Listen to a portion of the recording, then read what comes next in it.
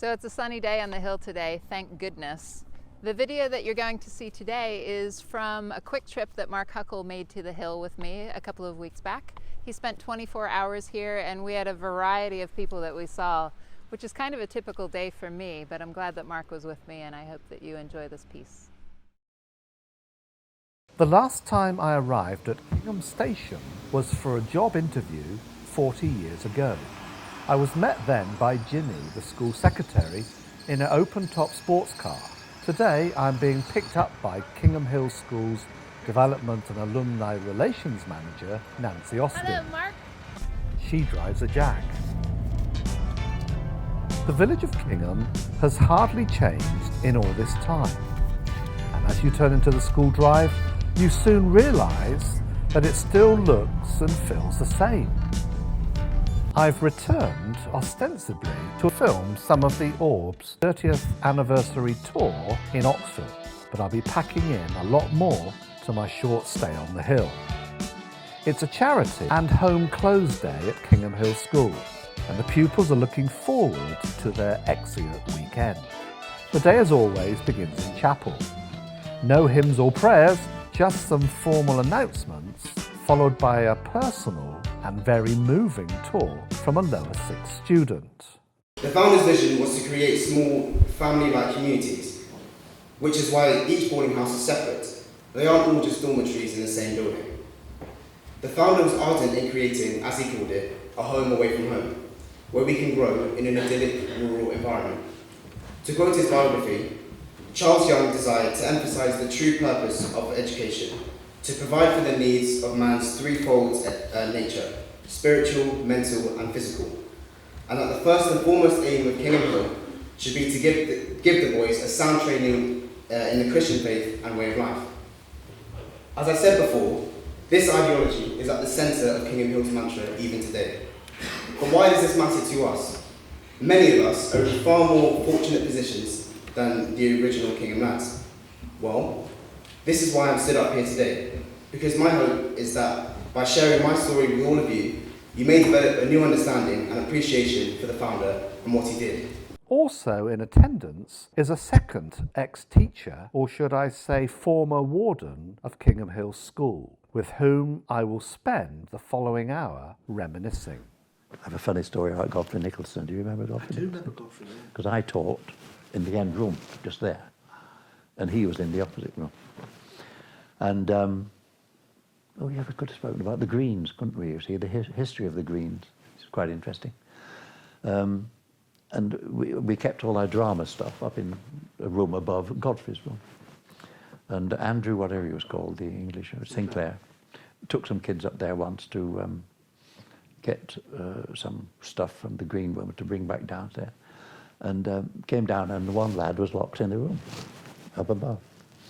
The poor lad, we only knew this afterwards. And suddenly, so apparently the lad looked around and found a stage sword up there. So he found a crack in the floor and pushed the sword down through the crack in the floor. Godfrey Nicholson, teaching maths down below, suddenly finds a sword coming down through the ceiling. Now all the lads thought this was the funniest thing they'd ever seen in their life. Godfrey, dear chap, with whom we're still in contact, made the mistake of taking it seriously. Obviously it was serious that the lad was locked in the room, but a sword coming down through the ceiling really is cause for hilarity, and you've got to join in the laughter with the kids, haven't you, really? Gosh, I'd forgotten all about that. Yes. That's a good one to finish on. Have you recorded that? Yeah, yes. That's a great one. Next stop is a local gym and the place of work for one of the first girls to join Kingham Hill School when it went co-ed back in the 90s. I remember my first day driving up through those gates and having butterflies in my stomach. And every time I go back to Kingham now, I still get those same butterflies in my stomach that I had on that first day. I don't know why. It just reminds me as soon as you drive up that driveway. And I remember arriving in the boarding house and feeling a bit of a spare part, not really knowing where I was supposed to be, and looking at everything thinking, it's so big, how am I ever going to remember where to be and when to be there, and where my room is even, because the boarding house was quite big. But you soon settle in. It's amazing, isn't it? You just do settle in. But I remember looking around, and the girls that I made friends with on those first few hours, we're still in touch today, and that's really nice. So especially with social media and things, you can keep together now, can't you? So it's really, really good. So yeah. Later in the evening, on the Cowley Road in Oxford, a group of us have arranged to meet up with another old boy who reached out on social media earlier in the day. I am outside the Bullingdon Arms in Oxford, and I put on the internet yesterday, does anyone have any last minute tickets for the Orb, because I hadn't realised they were playing, and I hadn't got a response until Nancy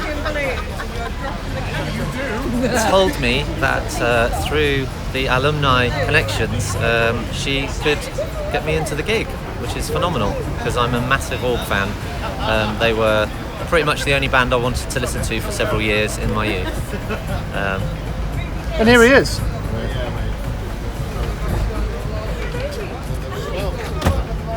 Oh, this is unexpected. Yeah. How are you? Thank you. Good to see you, Alex. Yeah, I'm good. He's a Hillian. Hello. Massive fan. How's it going? Yeah, there you go. Looking forward to it. Just a little sort of rock note is Whenever you meet someone who you've appreciated what they do for a long time, it's always a bit, you can feel a bit starstruck, but mainly I just didn't want to crash his space. It'd be nice to meet him later in a more relaxed way.